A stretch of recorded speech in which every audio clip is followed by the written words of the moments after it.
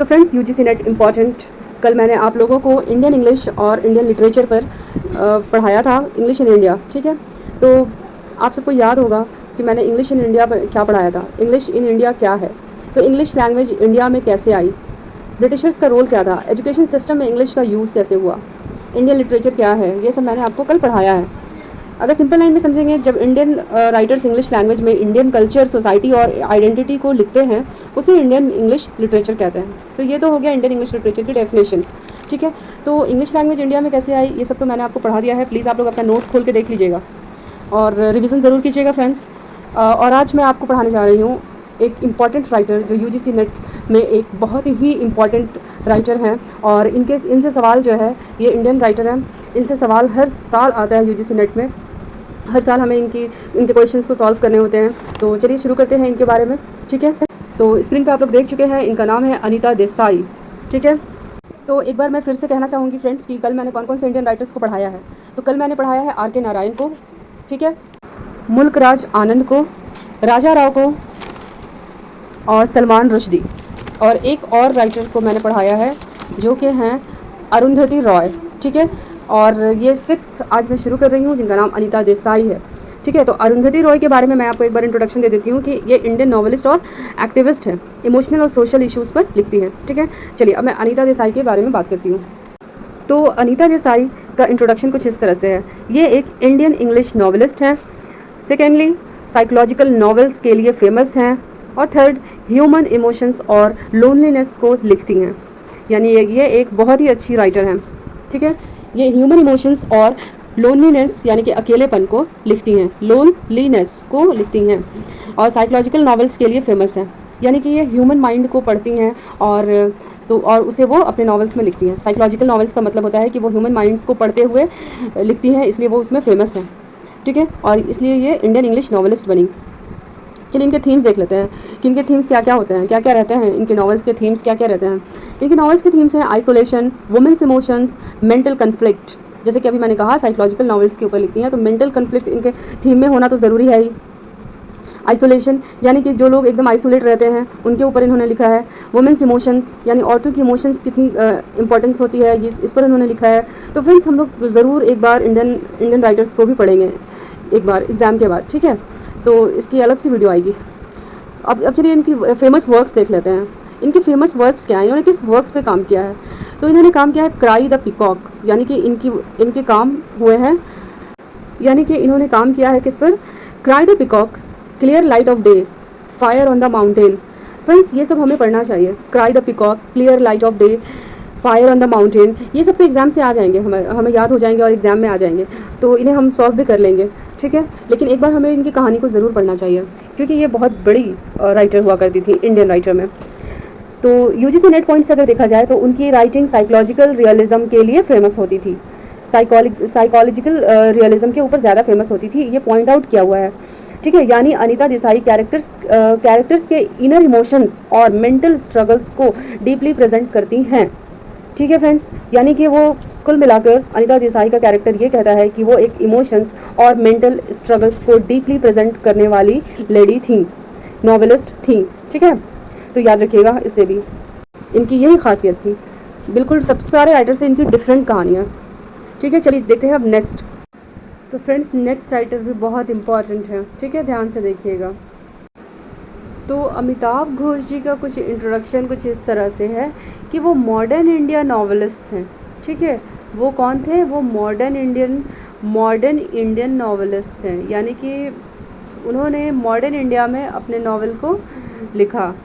History और migration पर लिखते हैं, हिस्ट्री और माइग्रेशन पर लिखते हैं, यानी इतिहास पर और बीती ज़िंदगी पर, और कौन कहाँ से इधर उधर गए, कौन कहाँ गया, इस पर लिखते हैं, माइग्रेशन पर लिखते हैं।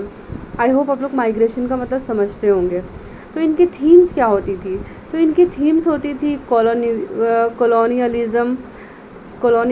आप लोगों को पहले मैंने बताया हुआ है, तो उसमें देखिएगा कि कॉलोनियलिज़म किस चीज़ को कहते हैं, किसको कहते हैं, किस बारे में कहते हैं। तो ये अमिताभ घोष ने लिखा है इसी पर।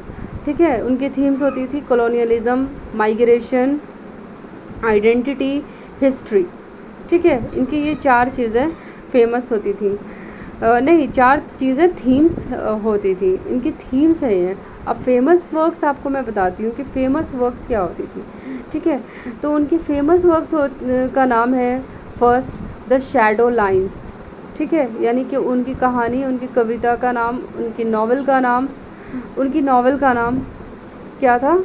The shadow lines. दूसरा सी ऑफ पपीज़। और तीसरा द ग्लास पैलेस। फ्रेंड्स, ये सब नाम सुनने में तो बहुत अच्छा लग रहा है, ऐसा लग रहा है कि इसे आज ही जाकर पढ़ लूँ। आप लोगों को लग रहा है कि नहीं लग रहा है? तो ये सब नाम आप लोग याद करके रखिए ताकि आप लोग एग्ज़ाम के बाद ये सब पढ़ना स्टार्ट करें। ठीक है, क्योंकि अगर हमारा वैसे तो जून की में पूरी कोशिश हम लोग करेंगे कि निकाल सकें। अगर नहीं हो पाएगा तो आप लोग दिसंबर में अटेम्प्ट ज़रूर कीजिएगा, तो उस वक्त आपकी जो स्टोरी पढ़ी हुई होगी वही काम आने वाली है। ठीक है, जितना ज़्यादा पढ़े हुए होंगे आप उतना ज़्यादा काम आने वाला है। तो फ्रेंड्स, इनके इम्पॉर्टेंट पॉइंट्स तो हमने देखा ही नहीं। इनके इम्पॉर्टेंट पॉइंट्स क्या हैं? ये हिस्टोरिकल फिक्शन के इम्पॉर्टेंट राइटर हैं। ये हिस्टोरिकल फिक्शन के इम्पॉर्टेंट राइटर हैं अमिताभ घोष। ठीक है, अमिताभ घोष किस चीज़ के राइटर हैं? ये बेसिकली हिस्टोरिकल फिक्शन यानी कि हिस्ट्री वाली कहानियों के इम्पॉर्टेंट राइटर हैं, यानी कि ये बनी बनाई कहानियाँ बनाते थे। ठीक है, ये हिस्ट्री के फिक्शन पे लिखते थे। और दूसरा देख लेते हैं, अमिताभ घोष हिस्ट्री और ह्यूमन लाइफ को कनेक्ट करके पावरफुल स्ट्रॉन्ग टेलिंग करते हैं, यानी कि वो कहानियाँ बना बना कर लिखते हैं। ये हमारी रियल लाइफ के ऊपर, रियल लाइफ को कनेक्ट करके, यानी कि फ्रेंड्स अमिताभ घोष हिस्ट्री और ह्यूमन लाइफ को कनेक्ट करके, मतलब जोड़ करके एक पावरफुल स्ट्रॉन्ग टेलिंग करते हैं, यानी कि वो कहानियाँ बना करके लिखते हैं। फिक्शन का मतलब होता है कि बनी बनाई कहानियाँ, यानी कि उसमें कोई सच्चाई नहीं होती है, वो रियल लाइफ नहीं होती है, वो रियल लाइफ बेस्ड नहीं होती है, सिर्फ उनसे वो सीखा हुआ होता है उन्होंने कुछ, बस और कुछ नहीं। यानी कि ये भी एक मिमेटिक थ्योरी की तरह ही है। ठीक है, तो अब बढ़ते हैं नेक्स्ट फेमस राइटर की तरफ जो यूजीसी नेट फेवरेट है। तो हमारे अगले फेमस राइटर हैं इंडियन राइटर विक्रम सेठ। इनका इंट्रोडक्शन देख लेते हैं। ये नॉवेलिस्ट और पोएट हैं। ठीक है, डिटेल्ड स्टोरी टेलिंग के लिए फेमस हैं। ये स्टोरी टेलिंग पूरी डिटेलिंग में करते हैं, ये इसलिए भी फेमस है। ठीक है, और पोएट तो है ही, नॉवेलिस्ट तो हैं। ठीक है, अब इनके फेमस वर्क्स देख लेते हैं। इनका फेमस वर्क है suitable boy, the golden gate, ये इनका फेमस है। ठीक है, आप लोग भी ज़रूर पढ़िएगा। Suitable boy, the golden gate, ये 2 फेमस वर्क्स हैं जो यूजीसी नेट में आते हैं।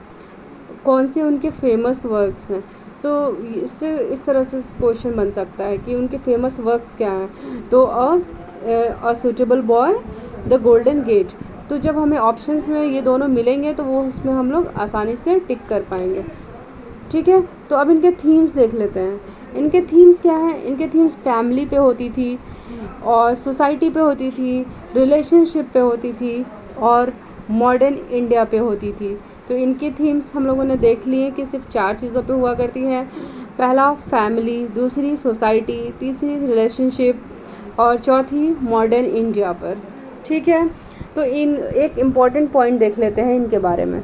इनका एक इम्पॉर्टेंट पॉइंट ये है कि सूटेबल बॉय बहुत लॉन्ग नावल है और यूजीसी नेट में फेमस है, यानी कि सूटेबल बॉय बहुत फेमस लॉन्ग नावल है और यूजीसी नेट में ये फेमस है। इसका मतलब कि आपको ये नावल आपको पढ़ के जाना चाहिए एग्ज़ाम में। हो सकता है इस नावल के अंदर से आ जाए क्वेश्चन कि सूटेबल बॉय, मतलब इस पे बहुत सारे क्वेश्चन बन सकते हैं, ना कि सिर्फ इनके वर्क के बारे में पूछा जाएगा एग्ज़ाम में। तो सूटेबल बॉय आप लोग पढ़िए। ठीक है, और यहाँ से आपको हिंट मिलता है कि आपको क्या पढ़ना चाहिए नावल में। ठीक है, तो ये आप विक्रम सेठ का सूटेबल बॉय पढ़िए। ये लॉन्ग नावल है, लेकिन वो उसकी समरी भी आप पढ़ लेंगे तो आपको बहुत काम आने वाला है। तो चलिए देखते हैं अब नेक्स्ट राइटर की तरफ। तो चलिए अब हम लोग कमला दास को देखते हैं कि वो कैसी हैं, क्या हैं। और आप लोग स्क्रीन पे फ़ोटो तो देख पा रहे होंगे कि कमला दास किस तरह दिखती हैं। तो इनका इंट्रोडक्शन कुछ इस तरह से है। ये इंडियन पोएट और ऑटोबायोग्राफिकल राइटर हैं, ठीक है। ये इंडियन पोएट और ऑटोबायोग्राफिकल राइटर है, यानी कि ये इंडियन पोएट के ऊपर और उनकी बायोग्राफी के ऊपर ये लिखा करती हैं। यानी कि ये जो राइटर है, ये राइटर ये इंडियन पोएट यानी कि जो पहले पोएट होते थे इंडिया में, ये उनके ऊपर और उनकी उनकी कहानियों के ऊपर, उनकी ज़िंदगियों के ऊपर, उनके लाइफस्टाइल के ऊपर लिखा करती थी।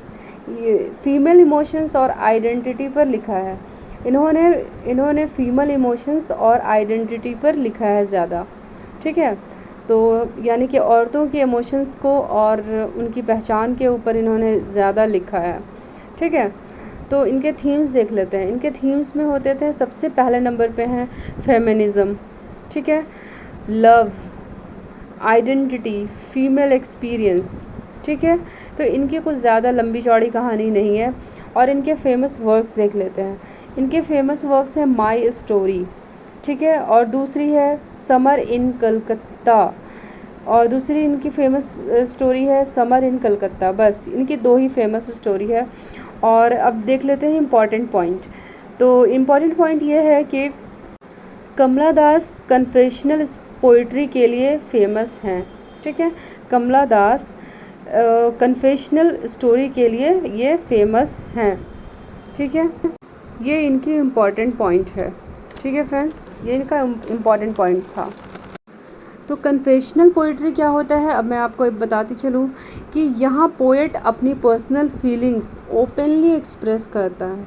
इसे हम बोलते हैं कन्फेशनल पोइट्री, यानी कि पोएट अपना कन्फेशन करता है पोइट्री के थ्रू।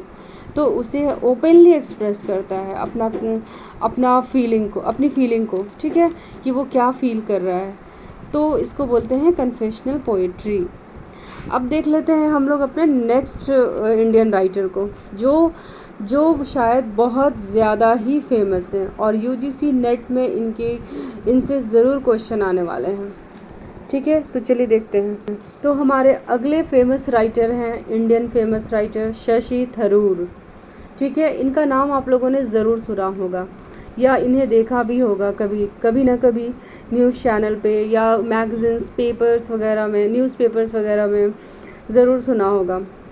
तो शशि थरूर का इंट्रोडक्शन कुछ इस तरह है कि वो एक राइटर प्लस पॉलिटिशियन थे। वो एक राइटर प्लस पॉलिटिशियन थे। सटायर और हिस्ट्री को मिक्स करते हैं। वो दूसरा सटायर और हिस्ट्री को मिक्स करते हैं। सटायर का मतलब क्या होता है, मैं आपको एक बार बता देना चाहती हूँ।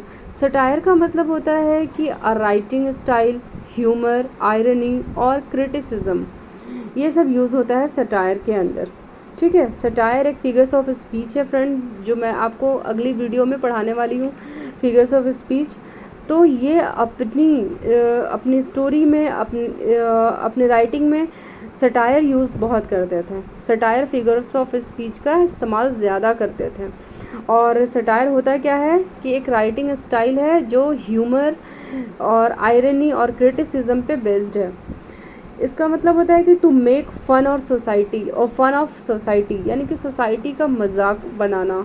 पॉलिटिशियन और पीपल्स मिस्टेक, पॉलिटिक्स और पीपल्स में मिस्टेक क्या होता है वो सब बताना। सटायरिकली ये ज़्यादा मतलब राइटिंग करते थे, यानी कि वो सटायर ज़्यादा यूज़ करते थे।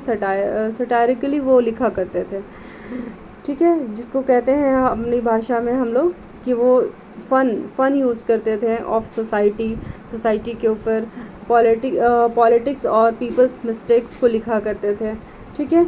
सिंपल मीनिंग में अगर इसको समझेंगे सटायर को, तो satire means criticising something in a funny और क्लेवर वे, यानी कि किसी को मजाकिया लहजे में, मजाकिया वे में, क्लेवर वे में या चालाकी वे में, ठीक है, चालाकी वे में भी कह सकते हैं उसको, क्रिटिसाइज़ करना, यानी कि उसका मजाक उड़ाना। टोटली अगर कहेंगे तो उसे उसका मजाक उड़ाना, लेकिन फ़न वे में, कोई इंटेंशनली बैड वे में नहीं है, ये क्लेवर वे में है। तो फ्रेंड्स हम लोग इसको ना ही नेगेटिव वे में ले सकते हैं और ना ही पॉजिटिव में, ठीक है। तो ये सटायर यूज़ करते थे अपने नॉवेल्स में, अपनी राइटिंग्स में ज़्यादातर। और सटायर का मतलब मैं आपको बता चुकी हूँ कि criticising something in a funny और क्लेवर वे, यानी कि किसी को क्रिटिसाइज़ करना फ़नी वे में, क्लेवर वे में, चालाकी वे में, ठीक है। तो मुझे तो ये नेगेटिव वे ही ज़्यादातर साउंड कर रहा है मेरे हिसाब से। आपको कैसा लग रहा है ये ज़रूर बताइएगा कमेंट में ये सुनने के बाद। तो एक एग्जांपल देख लीजिए सटायर का, ठीक है, कि अगर a writer jokes about if a writer jokes about corrupt politicians to show society's problem. अच्छा, तो मुझे लगता है कि ये पॉजिटिव वे हो गया इनका, क्योंकि ये राइटर का के जोक्स मतलब if a writer jokes about corrupt politician, यानी कि हमारे जो पॉलिटिशियंस है, जो करप्ट पॉलिटिशियंस है, उनके बारे में जोक्स बनाकर लिखना, ठीक है, सोसाइटी प्रॉब्लम को लिखना, दैट इज़ सटायर। तो ये मुझे नहीं लगता कि ये बहुत ज़्यादा नेगेटिव वे में जा रहा है या बहुत ज़्यादा पॉजिटिव वे में भी है, ठीक है, बस जस्ट नॉर्मल मॉडरेट, ठीक है। बस आप इसी से समझ लीजिए कि ये सटायर यूज़ करते थे, तो इनकी फीलिंग्स क्या हुआ करती थी अब इनके बुक्स को पढ़कर ही अंदाज़ा लगाया जा सकता है। ये तो सिर्फ़ एक ओवरव्यू है इनके बारे में। तो अगर आप इंटरेस्टेड हैं तो शशि थरूर के बारे में, इनकी किताब के बारे में, इनकी बुक्स के, इनकी राइटिंग्स के बारे में ज़रूर पढ़िएगा। अब इनके फेमस वर्क्स देख लेते हैं, यहाँ से आपको हेल्प मिल जाएगा कि इनकी कौन से नॉवेल्स पढ़ें कि यूजीसी नेट में आए, ठीक है। तो इनके वो नॉवेल्स जो फेमस हैं, the great Indian novel, the great Indian novel, ये नाम आप लोग लिख लीजिए। ये नॉवेल आप लोग ज़रूर पढ़ेंगे क्योंकि ये यूजीसी नेट में इससे ज़रूर आएगा।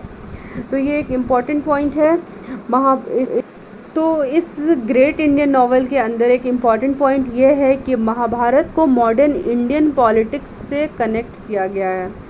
तो आप लोग ज़रूर पढ़िएगा इसको जाकर, ठीक है। तो आज भी मैंने सिर्फ 5 ही राइटर्स को पढ़ाए हैं और अगली वीडियो में मैं आपको कंप्लीट पढ़ा दूँगी इंडियन जितने भी राइटर हैं, वो मैं अगली वीडियो में लाने की कोशिश करूँगी। फ्रेंड्स आप लोग कमेंट में बताइएगा कि वीडियो पसंद आई या नहीं आई, और मुझे आगे वीडियो में क्या बनाना चाहिए, किस पे बनाना चाहिए वीडियो। और वीडियो पसंद आई हो तो लाइक कीजिएगा, शेयर कीजिएगा और खूब सारा पढ़ाई कीजिए। और टिल देन बाय बाय।